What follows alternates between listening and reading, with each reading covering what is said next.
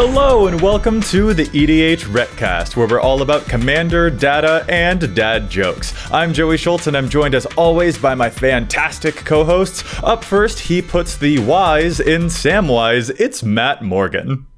For those of you who don't know, the absent colors used to be referred to as junk, and since the new junk pre-constructed deck for Lord of the Rings is a food deck, does that mean we have to call it the junk food deck? How have we never put that together before now? Matt, that's not a dad joke. That's just brilliant. I love that. That actually was told to me in real life by my friend Graham, who Graham may not be a dad, but he is a grandpa. So, okay. Well, I absolutely dig that, and I hope our next co-host here will have just as scintillating of a joke for us, because up next, he puts the sour in Sauron. It's Dana Roach. I had a bad sausage for dinner. It's the worst.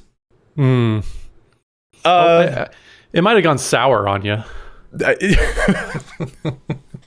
I was so close to making a joke like that, but Matt is far too quick for me. I feel like this still connects. We had some very food-related jokes for the opening, just completely by accident, and that's, We did. We planned none of that. We really cut to the kraut, didn't we? Yeah. Oh, goodness. All right. Dana, what are we talking put some about? mustard on it, Matt. No. We got to move on. Dana, what are we talking about? We're talking about the niche deck problem. Yeah. Are there commanders that are getting a little bit too much of this deck is on rails, or this deck builds itself? We kind of want to look into some specific numbers to talk about our feelings on those commanders that feel just a little bit like maybe they do kind of have a lot of overlap and things like that. But we'll get to that in a moment. Right now, we've got some shout outs we got to do. Yeah, first want to thank Chase, also known as Mana Curves, for help editing the show. You can find them on Twitter at Mana Curves. And if you would like to support the show, you can do so by liking and subscribing to this video on YouTube. You can subscribe in your local podcast app, or you can go to patreon.com/EDHRECast, where we have Patreon tiers of all levels, whether you want to join the Discord community for only $2 a month. There's all that and more over at patreon.com/EDHRECast, including the weekly patron shout out, which this week we're going to give a very special shout out to Christopher Dudley. So I think you did the Studley thing by going to patreon.com/EDHRECast. The jokes weren't duds. I like that. That was a good one. You know what's also a very Studley thing to do? Leaving us a review. That's great. But hey, Christopher, thank you so much for your support of the show. Y'all patrons really do make this happen. But honestly, any amount of support helps a lot. We genuinely just love all of you. So thank you so much. Yes. Okay, guys, let's get into the topic here, the potential niche deck problem. And I think first, to sort of describe what this is, we got to lay a little bit of groundwork. So bear with us for a moment.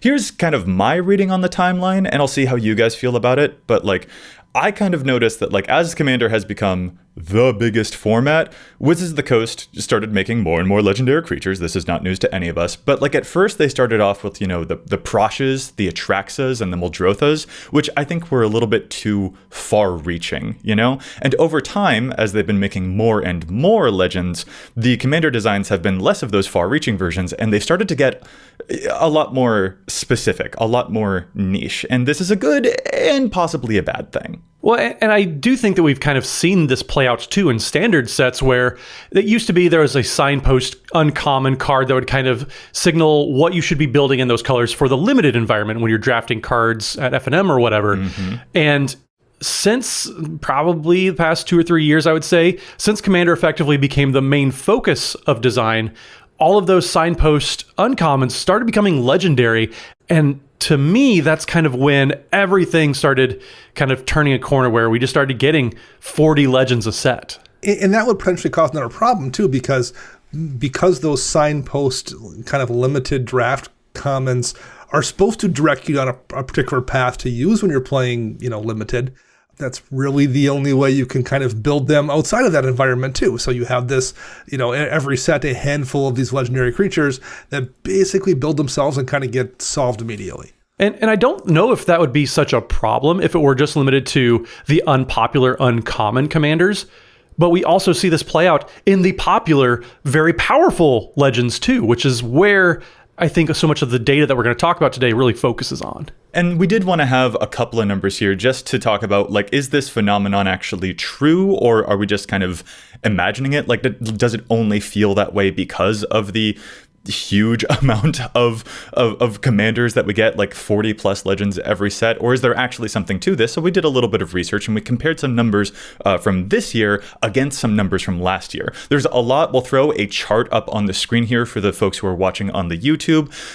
We won't be able to go over every single number here because y'all listening, that would be just far too much. But basically the main point is that, yeah, by every metric, there has definitely been an increase of overlap in a Commander's 99 compared to last year. So as an example here, when looking at a commander's full deck, last year there was an average of a 37% overlap, as in like the way that commander is built is 37% the same as the way everyone else is building that commander. And this year the average is 41%.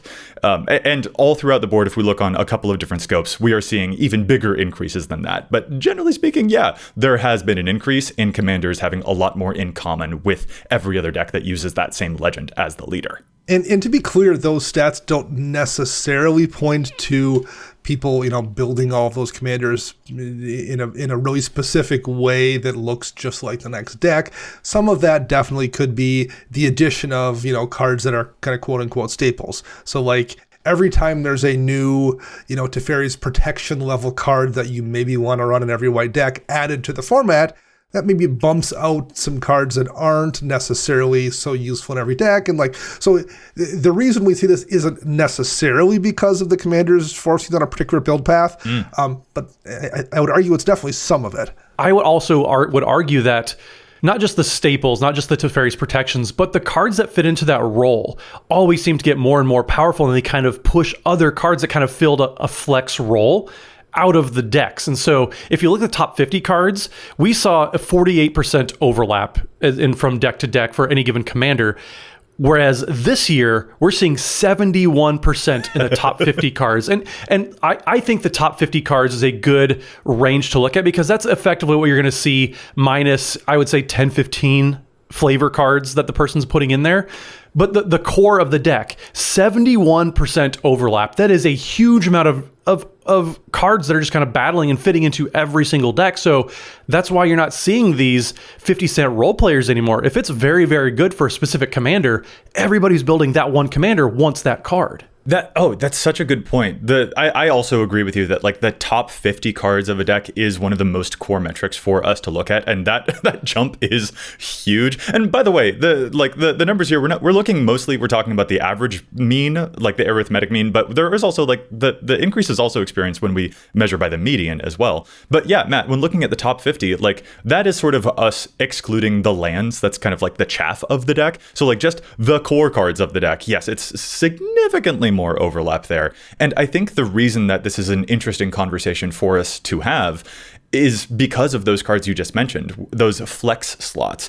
Does it kind of feel like we are losing the ability to have some of those flavor ads or pet cards, room for those in our decks? Because those are some of the things that we love the most about Commander. And I've kind of personally felt over the years that I'm losing the ability to have more of those slots in my deck. And I think that the numbers do bear out that, yeah, we are seeing room for those types of cards get a little bit diminished over time.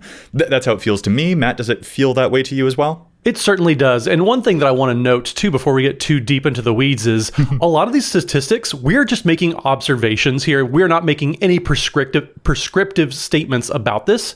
Because build what you want to build, play what you want to play. That's one thing that I think I appreciate so much about Dana, or is you play the cards that you want to play. A friend of the podcast, Brian Kibler, one thing when I got to play his decks is he just sits and says, these are cards that I wanted to play in the deck. And they may not have been perfect, but they're just powerful cards that he wants to play.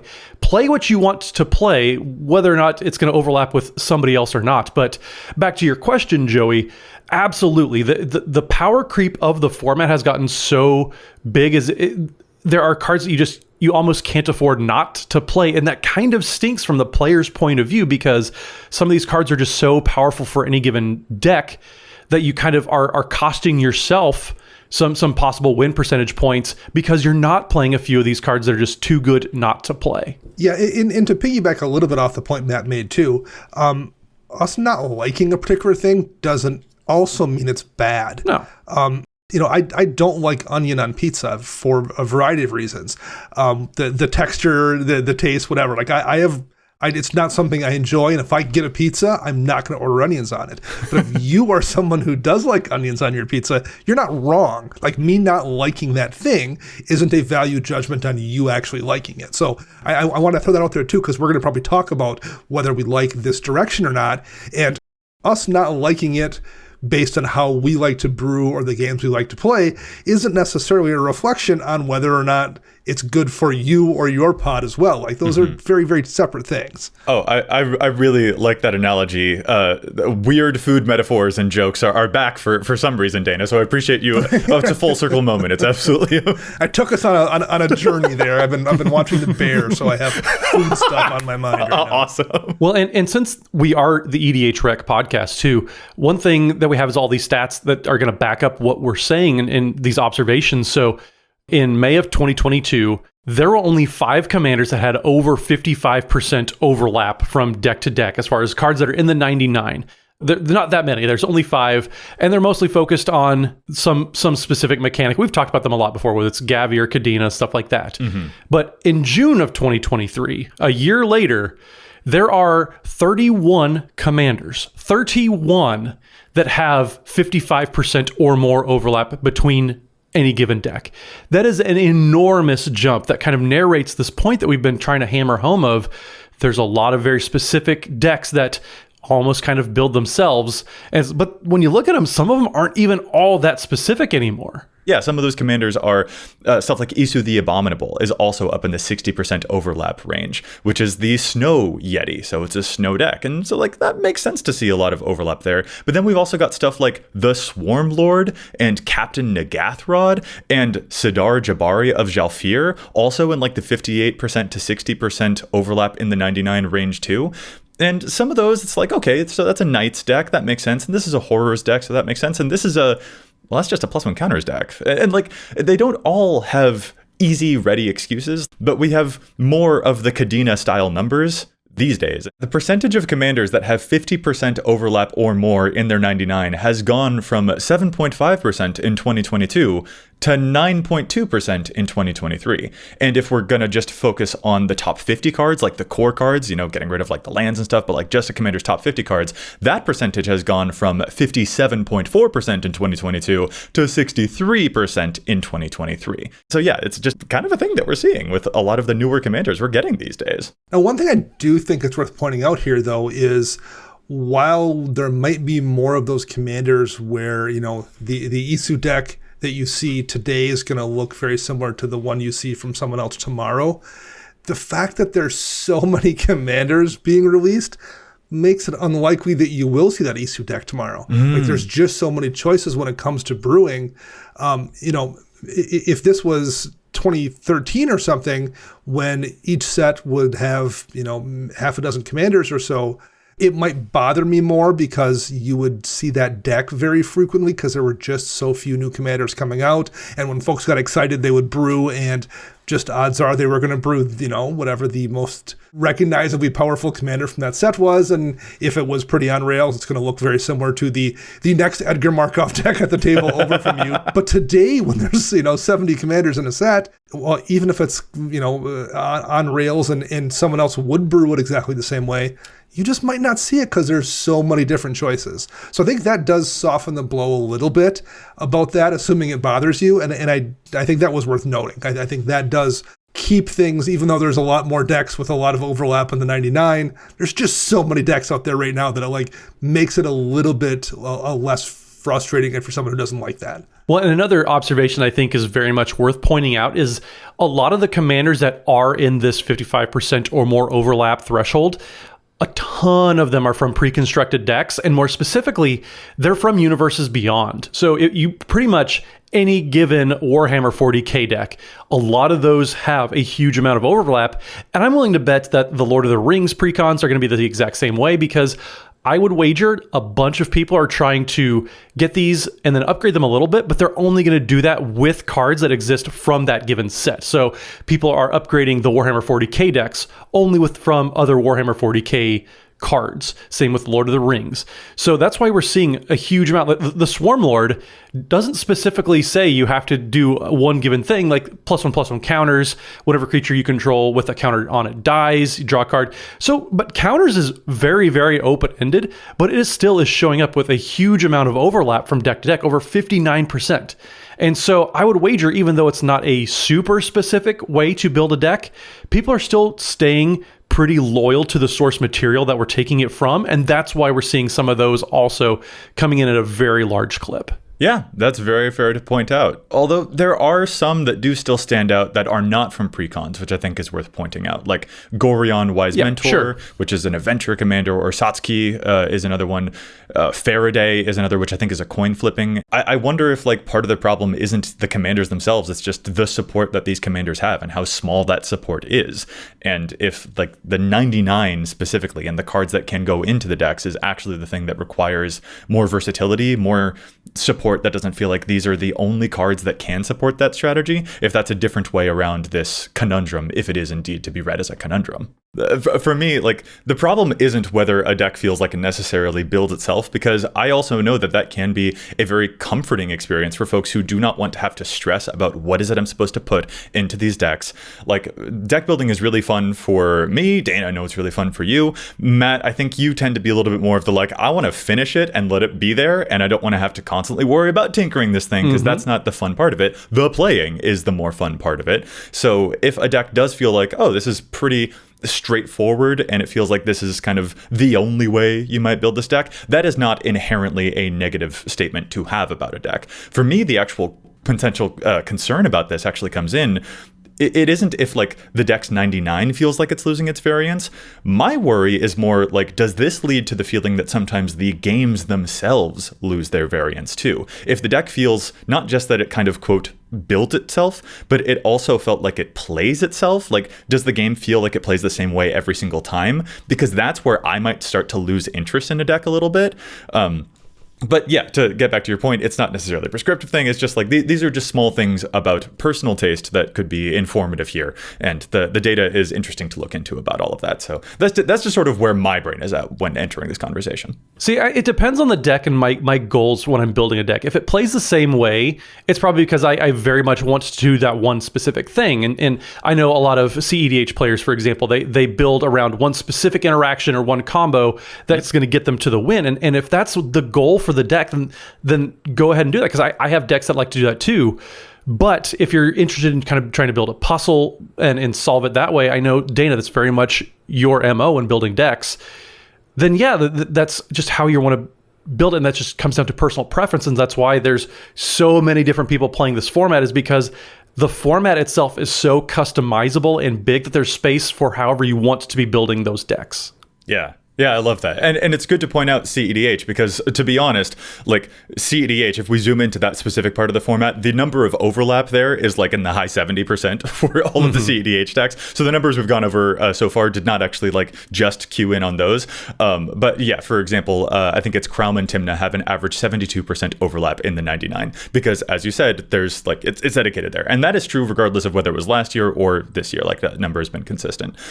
So that's a very good thing to point out there. But yeah, to get to your point about like games feeling a bit more like a puzzle, that's why I like Babala Saga so much, because every turn I have to do something weird with her. I don't know how am I going to solve the little task of getting the different card types for this commander's ability. So every turn stays fresh, engaging, it's something new, and the variance is very built into that. And so that's the type of thing that I seek. And so that's just where my brain again is at when it comes to these things that might or might not feel like they're on rails, either when building the deck or in the gameplay experience. It's such a weird thing too, because like we have on this very show talked about how there's no energy commander. Yeah. Right. Yeah. And at some point they will definitely print one, and that will satisfy a lot of people's desires. At the same time, we simultaneously kind of complain about commanders that are on rails that are asking you to build a certain way. So like you can't make everyone happy. You can't make the same person happy sometimes from day to day to day. Like what you want and what you request might be the same thing you complain about. So I am fully aware that there's some irony here to this conversation and us talking about maybe not necessarily loving some of these commanders that are, suggesting a really specific build path, because we've just talked about asking for that sometimes in the past. Dana, I love you. Yes, that's the perfect example for this. Like, Matt, you just got Tom Bombadil. Tom Bombadil is finally a 5-color Saga commander. That's so exciting. You love that deck. I already know that you love it. We were talking about it right before we started recording. Yeah, I do. And it's such a fine line for the design team to walk. Yeah, absolutely. Yes, we want a commander that's going to empower or enable any specific strategy, but we don't want it to be too powerful or too narrow that it builds. So it's all respect to the design team. It is not an easy job by any stretch of the imagination. And so getting something that lets us have sagas, but also something that you still want to have input, you still want to have agency. It's the same way as, we talk a lot about cards that take agency away from players in the game.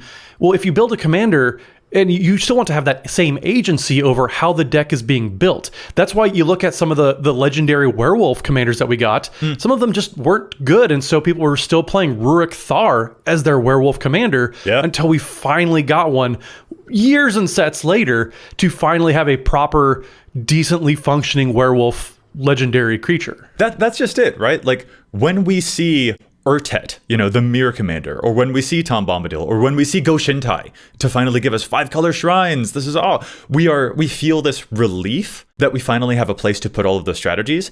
And yet also, as time goes on, we start feeling this annoyance that those are the de facto commanders for that strategy forever now. Like, if you're gonna build shrines, well, why wouldn't you just build Go Shintai? Like, that starts to be another thing that mentally creeps in, and that is absolutely the balance that we as players have to reckon with. And in WotC's shoes, like, as game designers, what is it that they do? Like, this is the thing that players are asking for, are clearly gunning for. Like, we can't wait to get that kind of thing. And yet it's also a thing that over time we're a little bit like, but this thing built itself. And so, like, this is such a knife's edge. It's such a weird balance. Well, and we've been dancing around it a little bit here, I guess, but like, we might as well talk about what we actually individually think about this style of design and the brewing that comes from that. So, like, what do you think about this, Matt? Like, do you like this kind of trend? Because I think we all agree there's somewhat of a trend moving this direction where WotC's just giving you a commander that's being asked of you to build it a very specific way.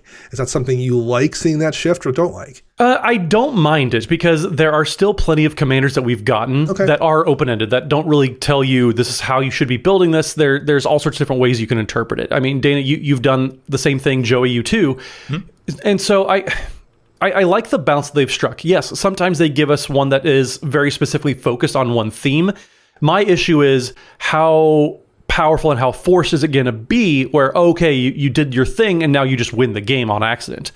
Tom Bombadil, and having brewed this, there are some ways that you can just accidentally just stumble into, oh my gosh, I just did like everything on one turn. Nobody really had a chance. And I didn't really have any agency. Just the commander played itself. That's the issue that I would say that I have with some of these very focused and narrow commanders is, are you playing the deck or is the deck playing itself? That's where having everything keyed in on one specific mechanic or whatever it is, that's where I don't love some of the how forced it feels, I guess is the way to put it. Yeah, I think I more or less agree with you. I don't necessarily have a problem with commanders that are forcing a narrow build. It's when they force a pretty narrow build and it feels like it does the thing really easily. Like, I can't think of an example off the top of my head, but like Eureka would be an example of one I don't like. That's suggesting a pretty narrow build. And every Eureka deck looks kind of the same, and it also feels like the person really didn't have to do much to deal 12 damage to me every turn. So I don't necessarily love it when I feel like it is suggesting a really obvious build, and it feels super powerful without requiring the user to do very much. But the reality is, I think I engage with this game differently than most players do. I think if I'm playing Diablo 4, I'm playing that game the same way the vast majority of the player base is playing Diablo 4. I don't know if that's true of Commander. And I do think the average player who's out there buying precons and brewing decks at their LGS or playing with their friends at home, I think they do like a commander that's suggesting to them, this is what you should put in it. And I think the games they play with their friends with those decks are probably enjoyable for them. So while I don't necessarily like it, I don't think it's bad for the game. And I would guess most players who aren't out there engaged with Commander at the level we are probably do like it this way, and it's probably good for them. And that's a very, very good point that I really want to emphasize too, Dana. People that are as invested as we are, the three of us are more invested than I would wager 99% of the player base. Just the fact that we've done this podcast even for 5 years, guy, that makes me feel old. But the fact that we've devoted so much time, we're very deep into the game. A lot of folks, they may not have the time or energy to devote to brewing decks, to continually updating, keeping the spreadsheets, the murder boards that you have of brewing decks, Dana. That's one thing I know Joey and I like to make fun of you about, but it just shows your level of devotion that I think the typical player just doesn't have. And that's honestly, for sure, that's probably why EDHREC is such a popular tool for so many people, is they don't have the time or energy to devote into looking up these minute interactions that are very, very powerful, but they're hard to find. Mm-hmm. And so a lot of folks they need something kind of to hold their hand, maybe, because they don't have the time to devote to brewing decks like you do, or just they don't have the desire. They just sometimes okay, I just want to brew a deck real quick. What does this do? That looks fun. Let's go there. Yeah, I've got a lot of mixed feelings on this, and I know that my co-editor, Chase, aka Mana Curves, also has a lot of feelings on this. Chase really loves to say that Commander players love a challenge, and I absolutely agree. It's very much that old mantra of restrictions breed creativity, and I think that Commander players love a challenge, but they don't realize that they love a challenge. We will ask for those energy commanders, and if one comes out in colors, like let's say that they made an energy commander and it was like only blue-red, for instance, and we expected it to be in blue, red, and green. If they made one and it wasn't all of the colors that we wanted, to me, that it would actually, I would kind of love that. I think I personally prefer a little bit more of the Satsuki the Living Lore over the Tom Bombadil type of thing. Like, it is very specific, and you do, like, if you're going to make a 5-color commander, I want it to be like on a very niche build path, because I don't want it to be too open-ended, and we don't need more Kenriths in the world is basically what I'm trying to say. But having more of like Satsuki, which is just a green and white version of a Saga commander, that is engaging to me. I like when Wizards makes multiple variations on a theme. I think to me that is the thing that I look for. Like, Dana, you brought up Yuriko. That's not the only ninjutsu commander that they've made. They also made Satoru, and I am relieved when I see those, because it gives us different outlets on things to do. Or like Matt, you've got the Food and Fellowship precon. I think we talked about it recently on another episode, and that one has two different variations of actually a couple of different variations of has several commanders. Yeah, different commanders that you could pick, and some of them function as like a card draw engine, and then there's another that functions as like, here's the win condition, so you can choose, do you want the engine or the payoff in your command zone. And that is also a fun way to like you're building something niche, but you're exploring it in a couple of different ways, and I think that really helps us without it feeling like there's any one way to do that strategy. It doesn't feel like you have just the de facto commander. There's a couple of different paths that you can take down. To me, that feels like a very helpful solution. Yeah, like we said, Joey, you and Dana both like brewing decks. I just like playing decks, and sometimes I don't have the time or energy to brew something new. And so when I see something that kind of like a Tom Bombadil that I don't mind so much if it is a little more focused, because honestly, that's what I was going to do with it anyway. So if it's focused, that doesn't really matter to me, because I'm more concerned about doing the thing instead of the commander that does the thing, if that makes any sense. And I don't know if it does. Yeah. So the one comment I will have here, and I've been trying for the last minute to figure out in my head how to phrase this politely. While I agree that people want a little bit of freedom to brew, and they want to have like a chance to be creative, my one minor pushback on what Joey talked about people wanting to be challenged, I think people like the illusion of challenge perhaps a little more than they like being challenged. Like the stats? If you go, No, Matt. Oh my God. What? I was waiting, Joey. I was waiting for you. that wasn't where I was going, but I can absolutely come back to this point because that was magnificent. I was waiting for Joey to pick it up and can't pick. I thought you were doing it very intentionally, Dana. I'm sorry. It was not, but I'll come back to it. Absolutely, Matt. I thought that was going to be a "that's what she said" joke. We're waiting for somebody to say the punchline because it's so obvious. I was giving Dana the respect he deserves with my rapt attention. It seems so obvious. Well done. Yeah. It was almost as obvious as Tom Bombadil being a Saga's commander. Okay. All right, Dana, we'll let you finish that point, but for now, we're going to take a ridiculous break and challenge some of the stats on EDHREC right after this break. Oh, man.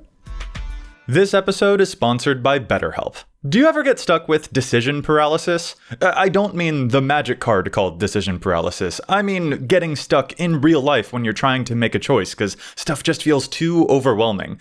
Even in a game of Commander, actually. There are tons of possible choices there. And I know I sometimes can get stuck in the tank trying to figure out what's the right move. And that's just in a card game. It's so much more pressing when it starts to be decisions about your career or your relationships. I always find it useful to talk through those decisions with someone I trust to help navigate tough paths in a way that aligns with my values and to make sure that I have confidence and excitement about the decisions I make. And wouldn't you know it, that's what therapy can help you with. If you're thinking of starting therapy, give BetterHelp a try. Just fill out a brief questionnaire to get matched with a licensed therapist and switch therapists at any time for no additional charge. Let therapy be your map with BetterHelp. Visit betterhelp.com/EDH today to get 10% off your first month. That's BetterHelp, HELP.com/EDH. So this week we have a challenge sent to us by a listener, Mega Magikarp. You can find them on Twitter at megamagikarp_YT. It's for Thales Reverent Medium. Hey. But actually I think this card probably should see more play in almost any go-wide deck that would have access to the color black. Thales in particular is a commander that's known for making a whole bunch of tokens and going very, very wide. I've seen Joey just make a disgusting amount of tokens with this deck. Mm-hmm. For most Thales decks, they want to focus on creating a large lethal board to get in combat damage for the win. But sometimes pump effects are helpful to make that happen. Keeping up mana for responses is always very useful, and that's where this challenge comes in, and it's for the card Dark Triumph that's only had one printing way back in Nemesis, so the card after my heart. It's 4 and a black. Creatures you control get +2/+0 till the end of turn, and it's an instant. However, it also says if you control a swamp, you can sacrifice a creature instead of paying Dark Triumph's mana cost. And in Thales decks especially, you have access to all of the creatures. And because it's an instant, you can cast it at any point in time, including when someone throws a blocker in front of one of your creatures. So it's something that you can cast when tapped out, when no one's ready, when no one thinks you have lethal coming in. They go to block one of your spirits, you sacrifice it, and cast Dark Triumph for nothing and give all of your creatures +2/+0. And the other thing is, in that deck, you tend to, I've seen a lot of, True Convictions, and I've seen a lot of Chroma's Wills and stuff that give double strike. What's nice about this is it stacks with those effects as well. So you can put your double strike on something and then for 0 mana drop that Dark Triumph onto it. I think that's a really good card in these kind of decks, particularly because you can cast it for nothing when no one's ready. It's in 3 Thales decks. It definitely should be in more. I'm fully on board with the suggestion from Mega Magikarp for Dark Triumph. It's about to be in 4. I am going to give this a shot. Go. That is super cool because I have a lot of very obvious combat pump stuff in my own version of Thales, but I don't have combat trick kind of stuff, and that is definitely a perfect one. The fact that it's also technically, it lets you sacrifice a thing, so if you happen to have a Bastion of Remembrance in play, yep, or a Nidier's Nightblade, you need one more trigger, that's also a little bit of extra gravy on top of this card. What a clever pick. I am giving this one a look. That's a really great pick for a deck that goes as wide as this one. Dang. I feel like maybe we all have those moments where it's just like, oh, they're challenging the stat on one of my decks. Well, I think I'm really good at my deck, so we'll see. Right. Like, can they impress me? This one did. Nice. I absolutely love that. All right, I will move to my challenge now, and I want to talk about the new Shelob Child of Ungoliant Commander, which this thing, just real quick, is absolutely bonkers. Like, this is a 6 mana 8/8 spider demon, and it does not have downsides. It only has upsides. This is a 6 mana 8/8 with Death Touch and Ward 2, and it gives your other spiders Death Touch and Ward 2, and it says whenever another creature dealt damage this turn by a spider you control that dies, create a token that's a copy of that creature, except it's a food artifact with the classic food ability, sacrifice it, pay 2, you gain 3 life, and it loses all other card types, which that food token also is just like off the chain. I absolutely love this. So already, aside from like the fact that this commander is just bonkers, 6 mana 8/8 with upside, like what is going on there? I want to dig into a possible non-bow that's going on in some of its deck data that I think is important for people who are building this commander. Specifically, the card Academy Manufactor is showing up in 35% of the over 1,500 Shelob decks we already have in the database, and I think that one probably needs to be scaled back, not because Academy Manufactor is not a good card. That card's awesome. That card's cracked. If you would make a clue, food, or treasure, instead create one of each, what an amazing creature. I love this thing. The problem is that apparently that replacement effect conflicts with Shelob's replacement effect. So if you were to try and make that food token off of Shelob, but you were to apply the Academy Manufactor effect, you would just get a regular food, and you would not get the food that is the copy of the creature, but it has all of those abilities, but it loses the other card types and stuff. So you would just get like the regular Academy Manufactor output, and you wouldn't get the special food token, which is kind of the thing that you want from that commander after all. I don't personally entirely know exactly how that is all supposed to work, but I looked up, and Wizards of the Coast rules manager Matt Tabak is like, yeah, no, you just end up with a clue, a treasure, and a regular food. So I'm going to take a word from the rules manager guy that this doesn't quite work the way that people want it to. So 35% of folks playing Academy Manufactor in Shelob might be a little bit too high because it is a non-bow with the commander. Yeah, non-bows are always something to keep an eye out for, and if Matt Tabak is doing it, you probably can believe what he's saying. So call me crazy. But I'm going to wrap us up with challenge stats this week. So mine isn't so much for a specific card in a deck, but we've been talking a lot about Tom Bombadil. I've been thinking a lot about Tom Bombadil as a deck. And there's one interaction with a mechanic that I think specifically folks aren't giving enough attention to. It's showing up in a few cards already on the average deck, but that's just because the cards themselves are very, very good. But any saga with the read ahead mechanic, I think you should be giving 2 or 3 looks at, not just the first glance over. So sagas enter the battlefield. You go through the chapters. You can affect every chapter that happens on your turn. But the read ahead mechanic says you can choose a chapter and start with that many lore counters, add 1 after your draw step, skipped chapters don't trigger, and then you sacrifice after chapter 3. So effectively, you can play a saga, and if it has read ahead, you can set it to chapter 1, 2, 3, 5 or 6, whatever is on there. So with read ahead and Tom's second ability, where whenever the final chapter of a saga resolves or triggers, you get to reveal cards from the top of your library until you hit a saga, then put on the battlefield. This is just absolutely fantastic to get some small effect or big effect, depending on the saga with read ahead, and then you just get to flip into another saga all over again. So already there are cards like the Elder Dragon War, Phasing of Zalfir that are very, very good. The Cruelty of Gix is another fantastic saga just by itself. But with read ahead, you get a lot of value out of these 2 mana sagas that I think otherwise aren't going to be all that great. Yoshia Declares War is a fine little effect for 1 in a red. If you read ahead to chapter 3, you get to up to 1 target artifact you control becomes a creature with base power and toughness 4/4 until end of turn.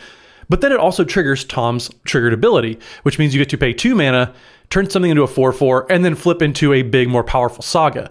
I think that is totally worth it. The Founding of the Third Path might be the most powerful version of this because it gives a instant or sorcery in your graveyard flashback, but it's only for 2 mana.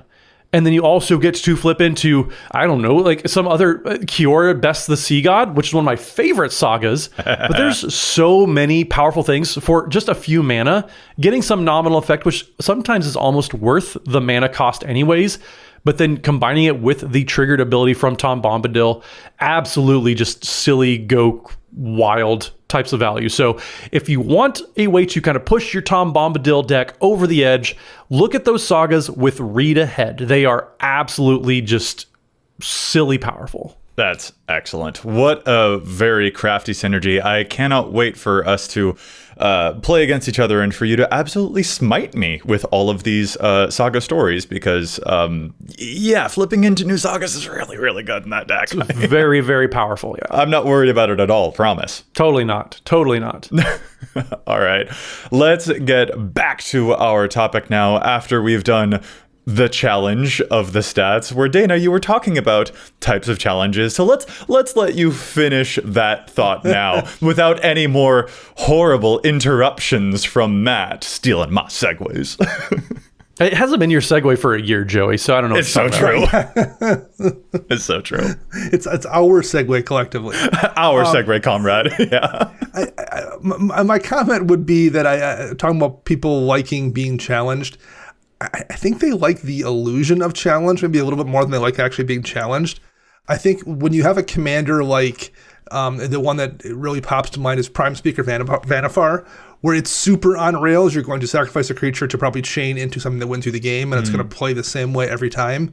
I think that there's a reason that commander is relatively low down in terms of like the popular Simic commanders. But it's not like AC Tyrant of Gyre Straits is real difficult to pilot, or Kinnan Bonder Prodigy, or Ivy Gleeful Spell Thief. Those are all super, super powerful, and they're kind of on rails, but I think they let you tinker with it enough that it feels like you are responsible for that level of power, versus something like Prime Speaker Vanifar, where it's very difficult for you to convince yourself that you were the reason you just won that game. So I don't entirely agree that people want to be challenged. I think they want to present the illusion of challenge in a lot of cases, while being perfectly willing to have that commander do a lot of work for them, as long as there's enough dials to make it look like they were responsible for it. Interesting. Regrettably, I'm on board for a lot of what you said there. I will still maintain that, I don't know, I feel a strong desire for the challenge myself, but like when I look over the top commanders of the past 2 years, I will admit that a lot of them fit the scope of what you were just talking about, and they fit a certain pattern that I personally find a little bit distressing about commander design. Like the rank number 3 commander of the past 2 years right now is Lathril Blade of the Elves, which is excellent, and play it. You should. This commander is awesome. It is a 4-mana 2/3 with evasion. It's got menace, and whenever it hits someone, you make that many elf tokens equal to the damage it did, and it has this ability of tapping a bunch of elves you control to make your opponents lose a bunch of life and you gain life. And I see why that's so appealing. Part of the thing that I find is distressing about that type of design is that it is a little bit self-contained, and that to me is a little bit of the that stuff that I get worried about when it comes to commander design, especially with niche commander design, because that commander is kind of able to do its own thing almost regardless of what else you've got in the deck. Like that commander all in the zone, it feeds into its own abilities, and I feel like we see a lot of that type of pattern of commander design these days, where it's very whenever you X, do Y. And also, here's an ability that facilitates X. And that sort of cookie cutter stuff makes commanders a little bit more for me.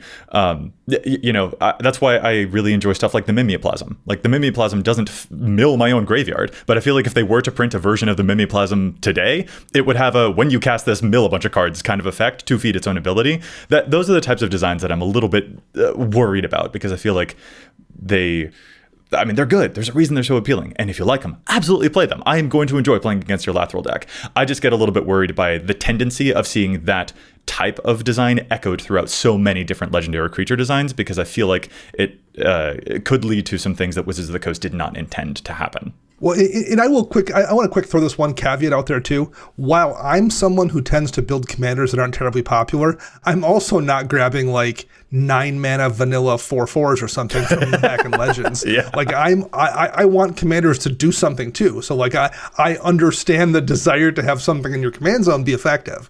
So don't get me wrong. I also am someone who does that. And when I say people want to have something powerful in the zone that maybe gives them the illusion of it being tricky and wanting to work for it, I mean, I'm saying that as someone who fully recognizes I also want my commanders in the command zone to do a thing. Yeah. I wish that they didn't always, like, Prosper didn't need to have all of those words on it, you know? Prosper's great, Yes, but like right. the fact that it enables so many of its own abilities, I'm just like, yo, this was a recursion engine that, like, did y'all test this all the way?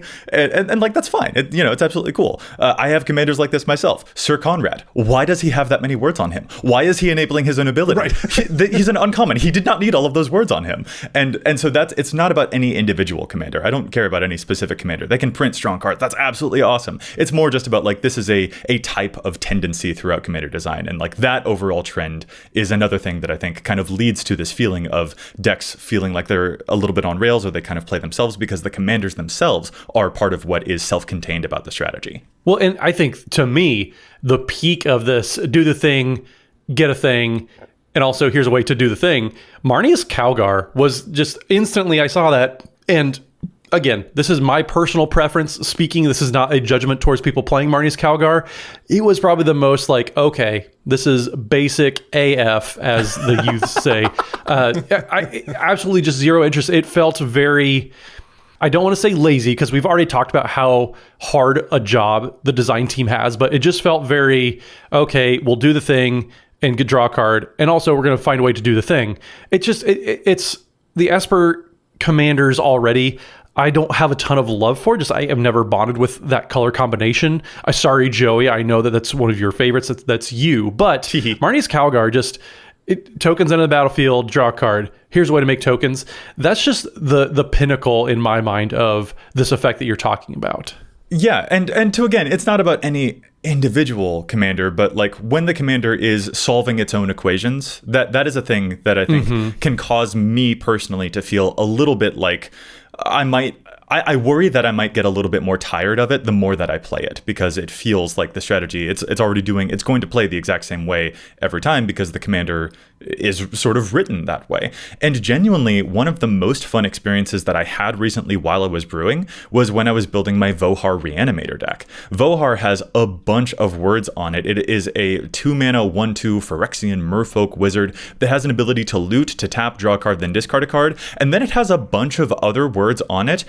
Like, if you discarded instants and sorceries, you'll ping your opponents, and you can sacrifice it to flash back instants and sorceries from your graveyard, but you have to pay for them, and it's only as a sorcery. And like, none of those words to me were relevant. The thing that I enjoyed the most about building this deck was that I was genuinely only using this commander as a Merfolk looter, just as a discard outlet in the command zone to get stuff into my graveyard for cheap. And then the deck that I built was full of a bunch of animate deads and zombifies. And there was actually still that puzzle in the deck of, can I make just a traditional regular reanimator strategy work, even with these kind of clunky 4 or 5 mana reanimation spells? The commander facilitated that strategy, but it didn't solve that strategy for me all on its own. And that felt to me like one of the most rewarding explorations and deck building experiences that I've had in a while, because it was a puzzle both while playing and while building. And that just really stands out to me, because I think that is actually a little bit of a deviation from the way that that commander perhaps was intended to play when it was being made. And that is a thing that I personally found rewarding. And it sticks out in my mind that is a different feeling than some of the other decks that I've built, you know? So since we've kind of established this as a trend, and I don't think it's a trend that's probably going to stop anytime soon, if this continues at the rate it's at, or even accelerates, do you think that's bad or good for the format overall? Not just talking about like what we like or dislike. I'm curious what you guys think about whether or not it's a problem or not. What do you like, Joey? Do you have any thoughts on whether or not it's going to be an issue if this continues?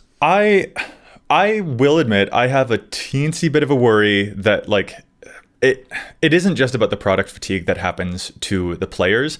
There is a design fatigue that I think we've already seen hints of, and this is something I've mentioned in past episodes before too, where occasionally we'll see commanders that eat into each other's exact design spaces. Specifically, I found myself a little bit frustrated when I saw that they made Celestine, which revives things based off of the life that you've gained, and then rolled off immediately after it, which is in one more color. It's in Orzhov instead of mono white, but it also has the same effect of revive stuff equal to the life that you gain that turn. Or Wolfgar, which doubles your attack triggers, and Ishin, which doubles attack triggers. It's sort of almost exactly the same type of design, just in slightly different colors. And to me, that is a worrying thing of just like, are the design teams like communicating well with each other? Because I don't think we should have had these two things happen so close to one another. That is more my worry, I think, is that it feels like the commanders themselves can become they can feel a little bit more rote if it feels like, oh, well, I can actually just do this exact effect almost wherever. And this particular commander's ability doesn't feel quite as special if it turns out that they're going to repeat that same effect later on down the line. I'd like slightly different variations on those designs rather than almost verbatim the same design, just across a slightly different color or in a slightly different mana cost. That is a thing that I find personally a little bit frustrating. That's just on the design terms, though. On the player terms, yeah, I like, what's that quote from the folks who made the Civ game series, is that players will optimize the fun out of a game if you give them the opportunity. So design has to make sure that they protect players from themselves. Yeah. And that is also absolutely true. And I think that's what you were hinting at earlier, Dana, where like players like an illusion of challenge sometimes more than an actual challenge. And so that is a thing that we as players also definitely have to be aware of, is that like none of these are a hint of something doomsday, and we can still play whatever we want. If you want to play the Ruruk Thar as the werewolves, you still can. You still should. Go do that. That sounds awesome. I think that that's also a thing that we can keep in mind. If we see a lot of commanders that feel prescriptive, we can choose whether or not that's a bone that we want to throw or not. So a lot of mixed feelings on it personally. But I have a couple of worries both on the player side and on the designing side. See, I don't know if I'm as worried about it as you are, Joey. Could it be a problem? Yes, I think it could be. It depends on how widespread it becomes. Is every single commander that we're getting hyper specific and to the point where it's gonna see a huge, over half the deck is gonna be the same from deck to deck, or is it gonna be, we get, of the 40 we get any given set, are 5 or 6 of them like that? If that's the case, then I don't mind, because there's still going to be plenty of commanders for those who want to have a more open-ended experience in the deck building process. But there's still going to be some commanders that, okay, I've wanted to do this thing, we finally get to do it, and it only does this thing, but that's fine. I don't really think that's too big of a problem until it becomes over half of the commanders become like that. And when there's more commanders that are so hyper specific, they only do one thing and they do it maybe a little too well, that's when I would get worried. But as long as it's only a few commanders any given set, I don't think it's that big of a deal, because sometimes you have to be able to empower this thing, and sometimes there are mechanics that need a little bit of help, and that's totally fine. I get that. It's a struggle to design cards well, and yeah, I'm not a card designer. So as long as it's not something that literally every single commander is so hyper focused, that's when I would start to get worried. Yeah, a really good point. We do still want that energy commander, as was pointed out earlier.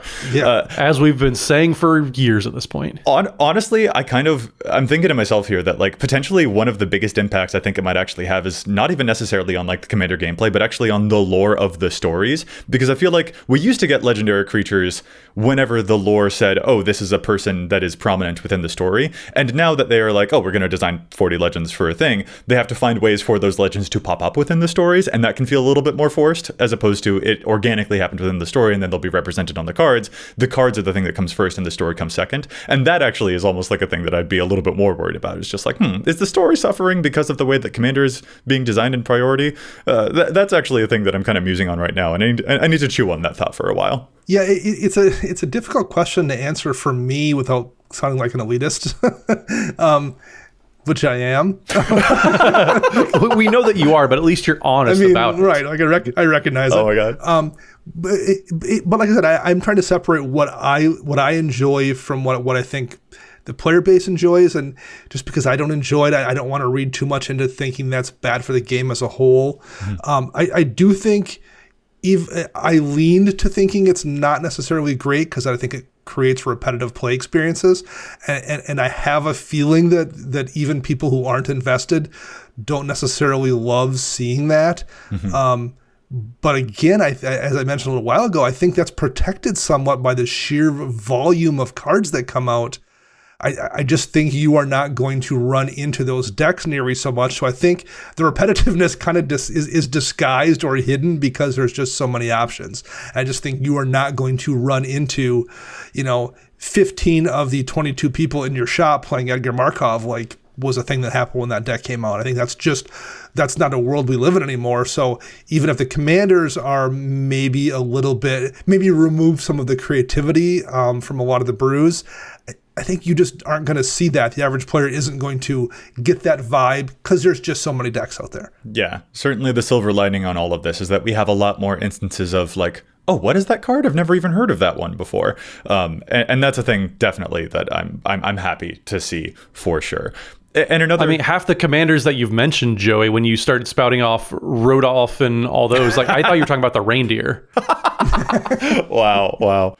Well, Christmas in July, guys. Yeah. And as another final thought on this, I guess, like, I also find it kind of interesting that I've seen personally more and more talk of like Pauper EDH, or Matt, you have a pre-DH deck now with your Sig River Guide. Is that correct? That is correct. Yeah, that's my Merfolk deck. And that was kind of one thing that I like, is putting different restrictions onto any given deck just to like we say all the time, restrictions breed creativity. How can I make sure this deck, it's pre-EDH, you still play with any given commander deck. I mean, you don't have to find specific pods. You can if you want to, and I think it's a lot of fun, but finding different restrictions around what you want to be doing, that's just a fun way to have, it's a different type of puzzle. People want the commander to put the limitations on there.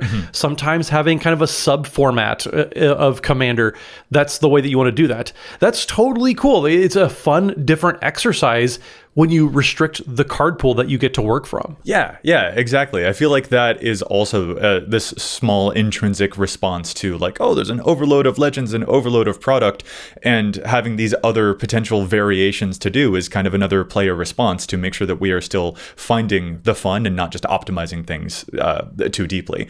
So I'm excited to see how some of those variations go, because I think that that's another interesting response to this phenomenon that is very constructive, rather than us sitting around worrying about it. Like players are clearly very scrappy. We are very savvy at finding the stuff that we're going to enjoy a whole lot, and that to me is a good takeaway to look at all this data and realize, oh, you know what, players are going where they want to, and that's actually pretty reassuring. And Matt, I'm happy to see that you've got the pre-EDH thing going on. I wonder when that bug might bite me too. I mean, it is a good bug to be bitten by, and you can't really say that by very many bugs, but the pre-DH bug might be one of the very few. Especially not the Darksteel mutation. That bug sucks. Dana, stop putting that on my commander, please. Stop pinning my commanders to the table. I want it to do the thing. But it becomes such a good blocker. It's such a good blocker. I'm helping. All right, dang it. We've gone from the food jokes to the bug jokes. I was searching for another food joke to wrap us up, go back to that full circle moment, and end on another food joke. But Matt, I guess I'm just starved for good food jokes these days. I'm gonna take credit because I gave that to you earlier today, and so. But I am glad that you remembered it. They don't need to know that. I'm glad that you remembered my joke. You don't have to be salty just because Joey threw some spice. That is true. I mean, you can have that one. I'm full of food jokes.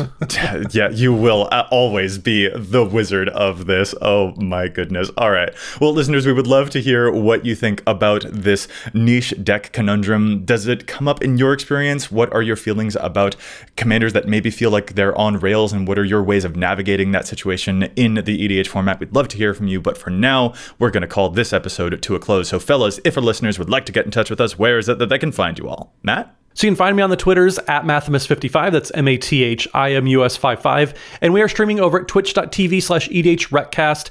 It's always a fun time. We have guests on whenever we stream, so make sure you tune in for that too. And Dana? You can find me on Twitter at Dana Roach. I'm writing articles for EDHREC, and you can find all of us together at patreon.com/EDHRECast. And I'm Joey Schultz. You can find me at Joseph M. Schultz on the onlines, and you can find the cast at EDHRECast everywhere online. Plus, if you've got a question for us, you can contact us at EDHRECast@gmail.com. Our thanks go out once again to Chase for assisting me with the post-production of the show. You can find them online at Mana Curves. Listeners, we'll be back at you next week with more data and insights, but until then, remember, EDH wreck your deck before you wreck your deck.